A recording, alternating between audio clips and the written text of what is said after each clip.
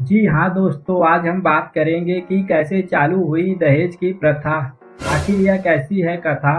जो लड़की की बाप को मिलती है सजा, करना पड़ता है उन्हें मुसीबतों का सामना। दहेज शब्द ऐसा है कि किसी के चेहरे पर उदासी ला देता है तो किसी के चेहरे पर खुशी। आखिर यह शब्द ही क्यों नहीं खत्म हो जाती।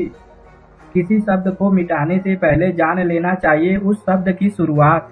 दहेज को हमेशा से हिंदू के संस्कृति में जोड़ा गया, लेकिन ऐसा बिल्कुल भी नहीं है, क्योंकि मुस्लिम समाज में शादी के समय मेहर की रकम तय की जाती है, जिसे उनके धर्म में महिलाओं का सिक्योरिटी माना जाता है। सिक्योरिटी इसलिए माना जाता है कि मुस्लिम लोग बात बात पर दे देते हैं अपनी पत्नी को तलाक। इसलिए तलाक होने पर मेहर का रकम पति के द्वारा पत्नी को दिया जाता है, ताकि वह अपना जीवन का गुजारा कर सके। दहेज तो सारे धर्म के लोग लेते हैं, बस दहेज का नाम अलग अलग रख देते हैं। हमें तो अलग धर्मों से क्या लेना देना, हमें तो बस हिंदू धर्म के बारे में है सोचना। आपको तो होगा पता, पहले महिलाओं को था अपना वर चुनने का अधिकार, तो फिर वह कहाँ गया परंपरा। दहेज नाम का खतरा हमारे देश में कैसे आया। तो फिर चलिए करते हैं बात, दहेज की कैसे हुई शुरुआत। अथर्ववेद के अनुसार पहले वहतु प्रथा प्रचलित था, दहेज नहीं। इस प्रथा में लड़की के पिता अपने बेटी को कुछ उपहार देता था।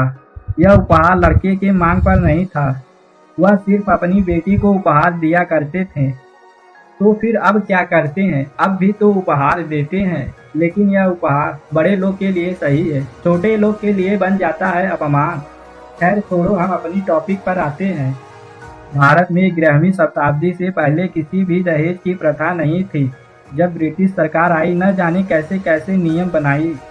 वह तो चले गए नियम निकाल कर, बिना दहेज के किसी के घर नहीं बजेगी शहनाई। चलिए देखते हैं अंग्रेजों ने क्या क्या किया था। अंग्रेज भारत में कैसे आए थे। उन्होंने तो मॉडर्न ऑर्गेनाइजेशन के आड़ में कई नियम बना दिए थे।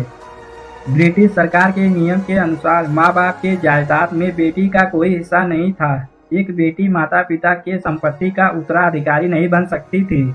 इसका मतलब माता पिता के मिलने वाली संपत्ति का अधिकार बेटी के प्रति का होगा। अब क्या, जैसे ही यह सिस्टम बना, शादियों का व्यापार बन गया, पैसा कमाने का जरिया बन गया। लड़के वाले लालची बन गए, लड़की वालों से पैसा कमाने लगे। अब महिलाओं को दहेज के नाम पर प्रताड़ित किया जाने लगा।